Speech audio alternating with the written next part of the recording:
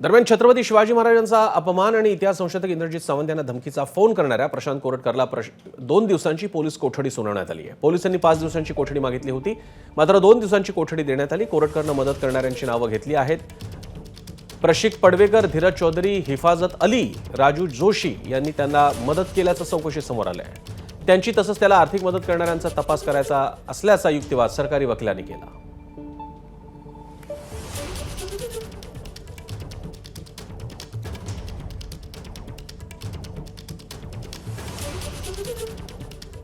दरम्यान इतिहासकार इंद्रजित सावंत आणि वकील असीम सरोद यांनी काय प्रतिक्रिया दिली आहे? कोरटकरला मदत करणाऱ्यांना नोटीस कोणतं वाहन वापरलं याचा तपास। सावंत यांना फोन केला तेव्हा कोरटकरसह कोण होतं याचा तपास। कोरटकरची गाडी जप्त करण्यासाठी टीम नागपूरला रवाना। कोरटकरला आर्थिक मदत करणारे कोण याचा तपास। गंभीर गुन्हा दाखल असताना मदत करणाऱ्यांवरही गुन्हा दाखल करावा। 2 समाजात तेढ निर्माण होईल असं कोरटकरचं वक्तव्य। फोनवरचा आवाज त्याचाच हे सिद्ध होत आहे। तर महत्त्वाचे मुद्दे युक्तिवादातले।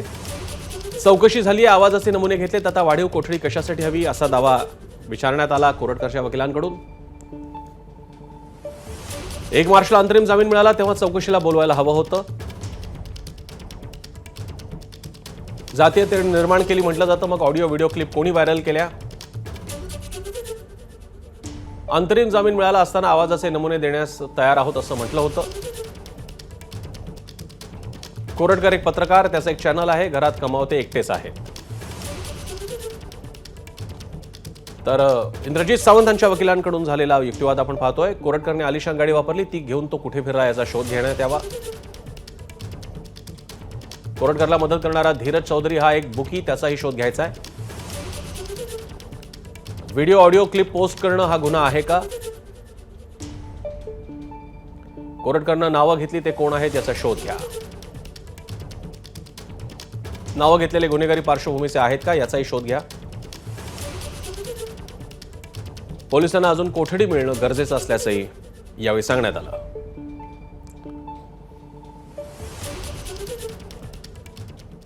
दरम्यान इतिहासकार इंद्रजित सावंत आणि वकील असीम सरोद यांनी काय प्रतिक्रिया दिल्यात पाहूया। आता इथे जो सिद्धार्थ प्रीमियर हॉटेल आहे चंद्रपूरचं, तिथे व्यवस्था करणारा जो धीरज चौधरी आहे त्याच्यावर बुकी असल्याचे म्हणजे तो ऑनलाईन सट्टा बाजार चालवतो अशा प्रकारचे आरोप आहेत। मग आता त्याची सुद्धा माहिती घ्यावी लागेल। हिफाजत अली म्हणून कोणीतरी आहे इंदोरचे, हा धीरज चौधरी आहे चंद्रपूरचा। प्रशिक पडवेकर म्हणून आहेत, जे माझ्या माहितीप्रमाणे आता मी माहिती घेतली बीजेपीचे कार्यकर्ते कोणीतरी आहेत। आणि एक राजेंद्र जोशी म्हणून आहे इंदोरचे, त्यानंतर करीमनगरचे कोणीतरी आहे।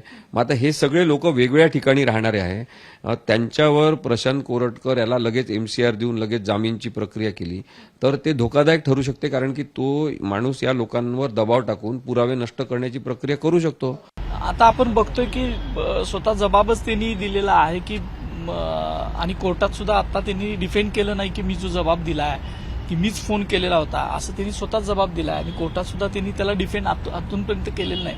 त्या अर्थी AI आणि ह्या सगळ्या गोष्टी मुळातच एक वेगळ्या पद्धतीनं खोटं बोलायचं म्हणून ते केलेलं होतं असं लक्षात येतं।